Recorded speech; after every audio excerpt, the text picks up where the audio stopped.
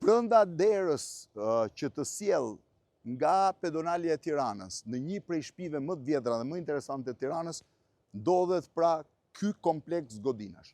Godina në krah, godina këtej është godina ku fillimisht në katët e para të saj, sepse më pas në formën aktuale është ndërtuar në shekullin e 19, është shtëpia e familjes Bargjini, themeluesve të Tiranës, shtëpia ku ka ndruar jetë Sulejman Pash Bargjini, themeluesi i Tiranës, dhe shtëpia ku ka ndruar jetë Ahmet Pash Bargjini, trashëgimtari i fundit i familjes që themeloi Tiranën. Hyrja deri këtu vjen nëpërmes një dere dhe një korridori të gjatë, i cili është i shtruar me një kaldrëm tipik të periudhës osmane. I vetmi kaldrëm tipik i periudhës osmane që ka rimbetur në zonën e Tiranës. Këto konsiderohen sot shtëpitë ndoshta më të vjetra të Tiranës, por në mënyrë absolute kjo këtu është shtëpia më e vjetër senjoriale që Tirana ka. Një shtëpi jashtëzakonshme që ne kemi treguar në një tjetër video në YouTube me gjithë detajet dhe me historinë e famshme të Bargjinëve, pra me legjendën e Bargjinëve. Kjo këtu është në fakt jo një shtëpi, njihet si shtëpia Libohovave, është marrë nga shteti, pra është shtetëzuar dhe do kthehet në Muzei Besës, aktualisht e administron Ministria e Kulturës, Informacionit dhe Teknologjisë, por kjo shtëpi që njihet si shtëpia Libohovave, për arsye se trashëgimtarit e fundit Toptanas ishin vajza dhe u martuan me djem familjes Libohova, është vetëm gjysma e shtëpive. Në fillim të shekullit, diku rreth viteve 1830, dy vëllezër, djemt e Sulejman Pash Toptanit, Bejlerbeu të Rumelis, njeriut më të fuqishëm pra sundimtarit të pjesës europiane të Perëndërisë Osmane, ose drejtuesit të pjesës europiane të Perëndërisë Osmane, vendosën të ngrejnë një shtëpi identike.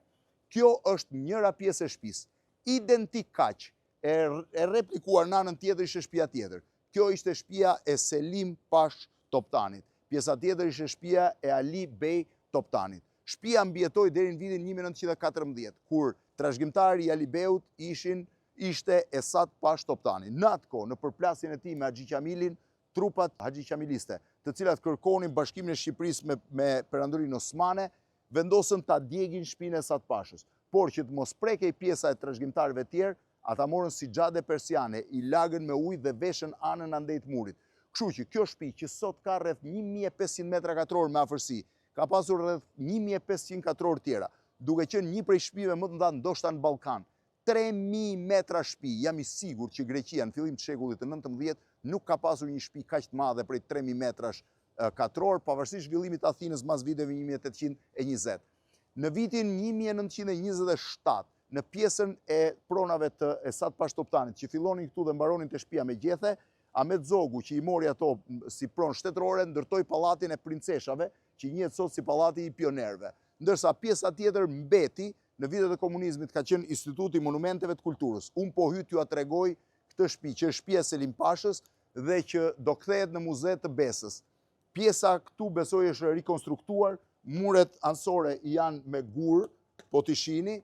Është një shtëpi e rrallë sepse është shtëpi me bodrum, ndërkohë që në atë kohë nuk është se kishte. Kjo është pjesa parë e hyrjes, është shumë e madhe shtëpia, po do t'ja tregoj vetëm për të kuptuar se çfarë mirëqenie kishte në atë kohë në Shqipëri dhe se si, kjo është pjesa që çon bodrumet, se si me siguri ka dhe një hyrje të jashtme në anën tjetër, sepse sillte zairen nga jashtë dhe merrej nga brenda për të shërbyer në shtëpi.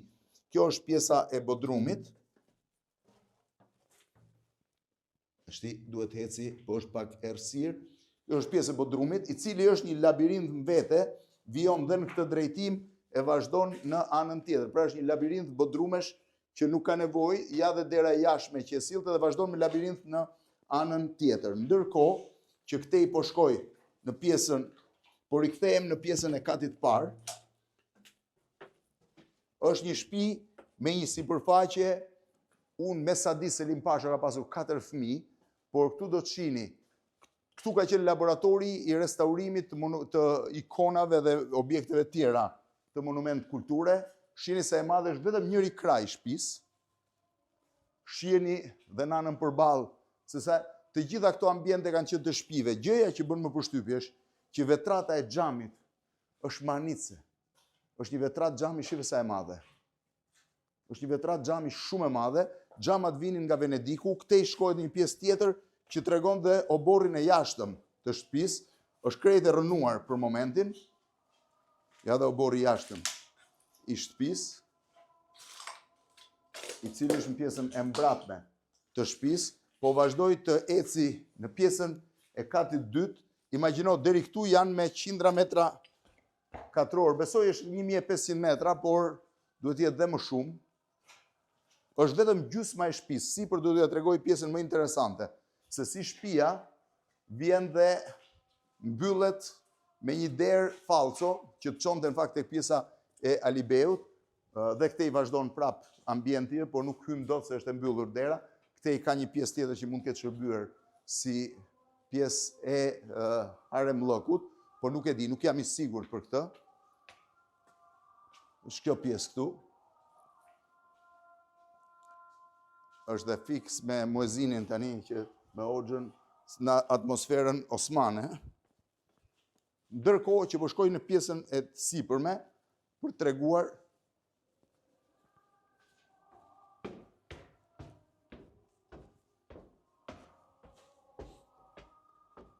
kjo është padyshim pjesa më e bukur e shtëpisë. Është pjesa e ndenjes. Është holli i madh me 3 vetrata gjigande. Imagjino të kishe një vetrat xhami 200 vjet më parë. Ky është holli i parë i madh. Nga çdo anë që mund të shkojmë, tani shtëpitë janë pafund. Ka një dhomë këtej. Vazhdon të eci nëpër labirinte. Një dhomë këtej, një dhomë këtej, një dhomë këtu, e cila është e ndarë prap në një dhomë tjetër këtej, dhe në këtë drejtim ku ka hyrë brenda gjelbrimi. Shiheni sa interesant është. Shtëpia, vetëm kjo pjesë ka 32 dhoma, që supozohet që gjithë shtëpia bashkë me shtëpinë e alibeut në anën tjetër të kishte 64 dhoma, pa llogaritur hollet e mëdha. 64 dhoma, 32 dhoma ka vetëm kjo pjesë e shtëpisë, po vazhdoi të heci sapo merret fryma, aq shpejt për ta treguar të gjithën. Hym sërish në ambient e dhomash në këtë drejtim, që është dhoma tjetër. Këtu shiheni këtej hyn në një labirint tjetër dhomash, që është prap këtu ka edhe tavanin me musandra, që tregon që kanë qenë dhoma gjumi.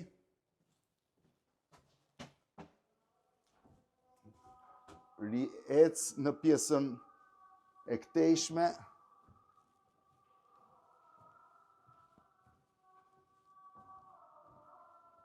Është një tjetër ambient ndenje. Është shumë e vështirë ta përcaktosh, mund të ketë qenë dhe dhomë ndenje e Pashait, kurse vazhdojmë akoma, jam në hollin qendror, është një version tjetër, janë 6 labirinte që futesh në një dhomë tjetër, edhe kjo me vetrat të madhe xhami, e cila vazhdon të ketë edhe depon e saj personale, prandaj mendoj që mund të ketë qenë dhomë gjumi, sepse vendosishin shtrojet, vazhdoj në anën tjetër, nuk mbaron. Shpjesa tjetër, ku ka edhe një depo të dytë, dhomën e paradhomën dhe dhomën tjetër, që janë pjesë më të vogla, tani po iki në pjesën e fundit, sepse po të hecësh të duhen të paktën 20 minuta, vetëm të hecësh me hap të shpejt, siç po veproj unë. Kjo është një anë tjetër e shtëpisë që të çon në pjesën ku ka qenë hamami, që është prishur dhe më pas janë bërë banjo, dhe tani janë dhomat e fundit. Kjo është 32 dhoma, thash, ja, ku hyn në pjesën e një tjetër dhome, që është shumë e bukur, sepse ka edhe pjesë të afreskëve që kanë mbetur ende origjinal, siç janë këto këtu, që shihni, edhe një pjesë e tavanit. Dhoma ka 5 dritare e gjysmë, pra ka 5 dritare në këtë drejtim dhe një gjysmë këtu. Imagjinoni që shqiptarët 200 vjet më parë të kishin një stil jetese të tillë që as pasanikët kudo në Europë nuk e kishin, hiq familjet shumë të famshme mbretërorës e tjera. Tani do të tregoj edhe pjesën se ku shtëpia lidhej me shtëpinë tjetër të Adem Beut, e cila nuk funksiononte. Kjo pra ishte vetëm shtëpia e Selim Pashës, ndërsa vllai i tij Adem Beu kishte një shtëpi të dytë, e cila ishte këtu. Por që nga djegja e shtëpisë, aty u ndërtua një mur, se s'kishte ku do të çonte më. Shihni çfarë vetrate manice dhe imagjinoni, se cili ka qenë stili jetesës familjeve të pasura shqiptare 200 vjet më parë. Ne, që na duket sikur kemi qenë inferior, në fakt kemi pasur një stil jetese që kushdo në Europë do ta kishte zili.